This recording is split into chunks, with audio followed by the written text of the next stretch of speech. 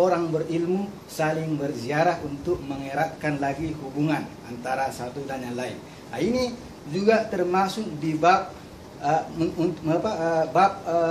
mementingkan ilmu, menuntut ilmu, di mana hanya orang berilmu saja yang dapat berbuat demikian. Nah, maka dengan demikian apa yang telah kita lakukan pada hari ini dan juga kepada yang yang telah datang berkunjung dari pagi sampai sore, berkunjung kepada alim ulama, baik yang sudah tidak ada ataupun yang masih ada, itu semuanya pahalanya luar biasa.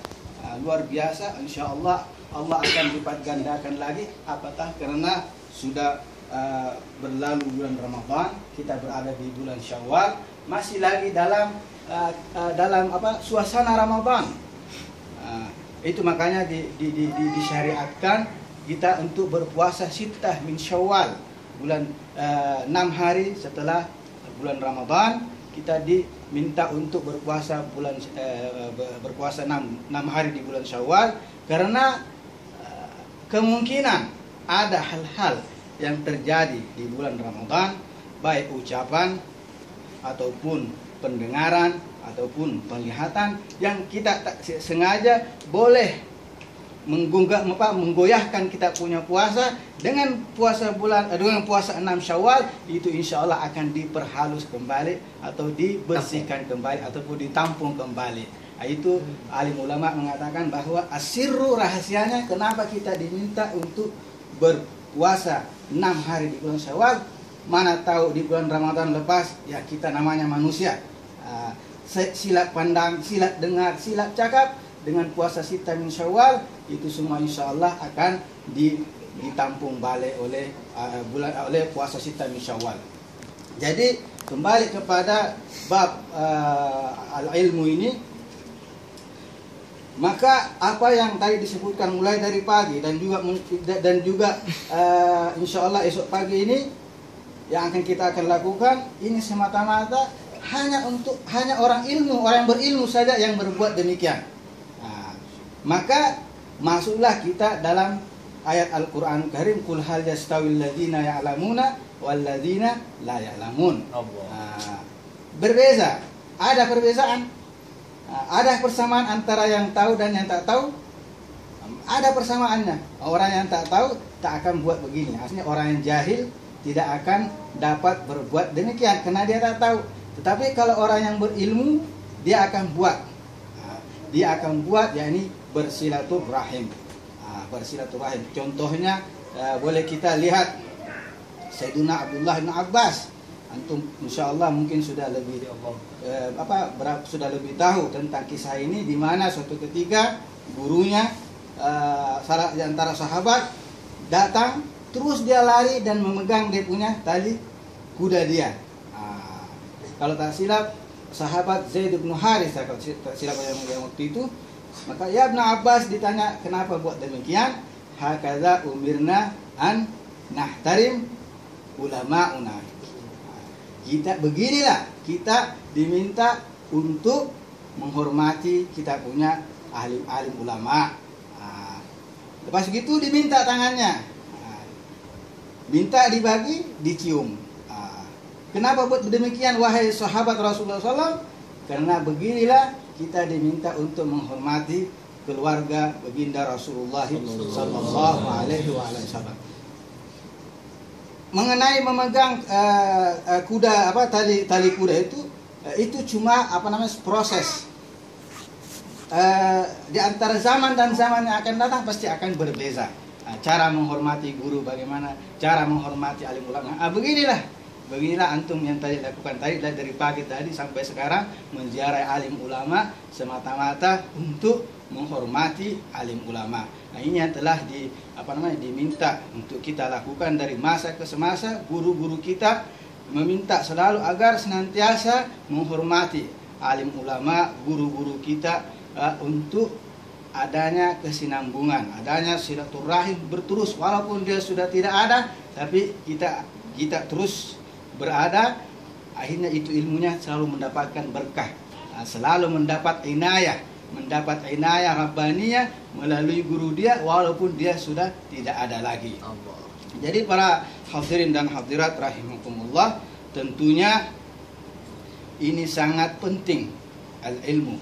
Al-ilmu kita diminta semata-mata pertama menuntutnya bukan karena pangkat, bukan karena nama, bukan karena dunia, tetapi karena untuk beribadah.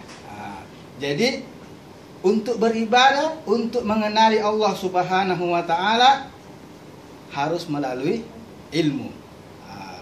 Al-Imam Abdullah bin Alawi Al-Haddad radhiyallahu anhu warda, di dalam salah satu kitabnya Risalatul Mu'awanah disebutkan begitu, bahwa orang yang beribadah kepada Allah Subhanahu wa taala dan tidak ada ilmunya sama sekali, itu dorarnya, mudaratnya lebih banyak daripada manfaatnya. Kenapa? Karena dia tidak tahu mana yang betul, mana yang tak betul, mana yang taat dan mana yang maksiat. Seperti suatu ketika diceritakan bahwa ada seorang ahlu ibadah. Ahlu ibadah ini dia beli seekor binatang keledai betina. Jadi minta maaf, dia tidak tahu tentang ilmu, tentang hakam hukum, maka dia tidak bernikah dan dia cukup saja bergaul dengan binatang betina itu. Karena semata-mata katanya dia mau mengelakkan dari perbuatan zina. Jadi dia pakai akal dia gitu. Jadi orang tanya mengapa buat demikian?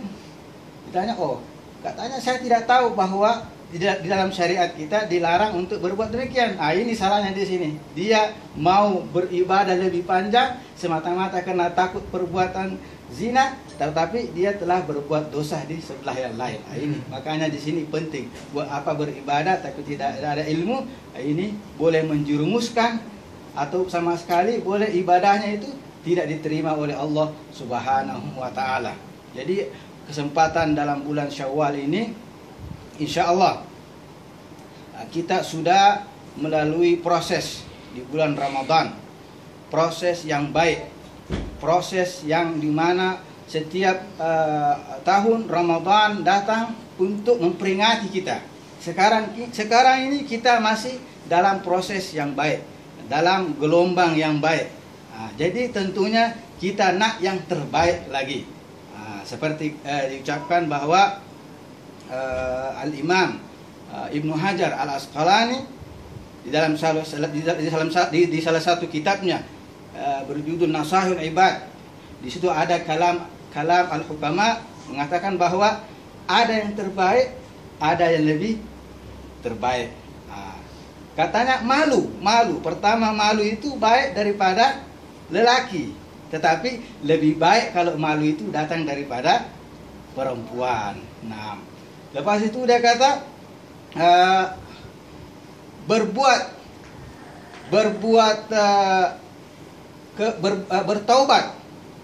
bertaubat pada seseorang yang muda itu baik, tetapi lebih baik lagi kalau yang bertaubat itu orang yang sudah berumur. Nah, katanya yang ketiga dia cakap berlaku adil kepada setiap manusia itu perkara yang baik, tetapi alangkah baiknya lagi kalau dia datang daripada seorang pemimpin. Terus yang keempat apa? Yang keempat berlaku dermawan dari seorang kaya, itu perkara yang baik, tetapi lebih baik lagi kalau datangnya daripada orang miskin. Dia dermawan, dia sudah tinggal 1 ringgit saja, tapi miskin, saya tak mau makan macam mana, diinfakkan juga. Itu lebih baik lagi daripada orang yang kaya, yang punya duit selalu infak. Tetapi yang buruk juga ada buruk, ada lebih buruk lagi. Yang buruk ini katanya pertama yang buruk kalau misalnya perbuatan dosa. Perbuatan dosa ini buruk, datangnya itu buruk pada orang anak muda, orang yang belum berumur. Tetapi lagi buruk Dosanya apabila datang sama orang yang sudah berumur, sudah tua, masih masih berbuat maksiat, itu lebih buruk lagi. Dan juga malas beribadah, perkara yang buruk orang awam buruk. Tapi lebih buruk lagi datanya dari orang yang berilmu, orang yang tahu ilmu, yang tahu bahwa malas ini akan membawa dia kepada kesengsaraan, tapi dia malas juga, itu lebih buruk. Kesombongan, orang yang sombong, orang sombong ini buruk, perkara buruk.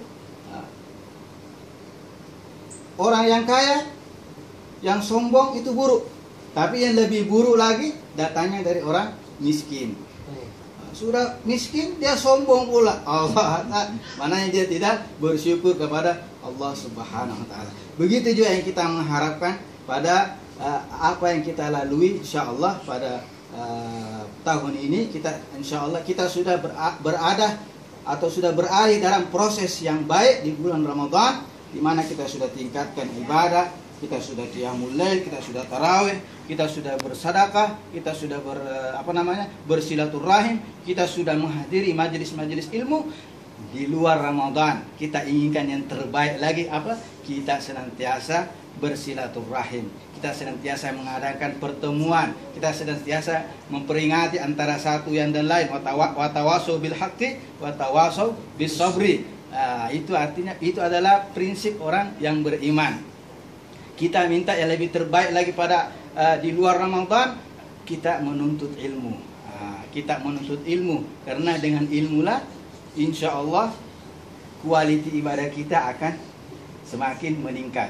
Yarfa'illahu alladhina amanu minkum walladzina utul ilma darajat. Orang yang berilmu, yang beribadah, orang yang berilmu, dia amalkan ilmunya, yakni dengan dirinya sendiri di ibadahnya, itu derajatnya akan ditingkatkan oleh Allah sampai ke derajat-derajat yang tidak diketahui hanya Allah Subhanahu wa taala. Hadirin dan hadirat rahimakumullah, mudah-mudahan insyaallah apa yang telah kita usahakan, baik untuk diri kita, untuk keluarga kita, sahabat-sahabat kita, demi untuk menjalankan perintah Allah Subhanahu wa taala dengan bersilaturahim antara satu dan yang lain, mudah-mudahan diberkati, diridhai oleh Allah Subhanahu wa taala, dipanjangkan kita punya umur semata-mata karena ingin meningkatkan kualiti ibadah kita kepada Allah Subhanahu wa taala, dipanjangkan kita punya umur semata-mata karena ingin ridha Allah Subhanahu wa taala, dilimpahkan rezeki kita